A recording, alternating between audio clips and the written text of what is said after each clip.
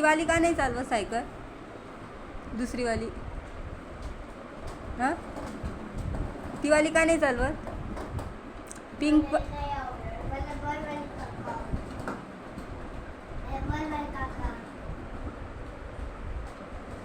तिथं चालवत होतं ना तू नवीन नवीन.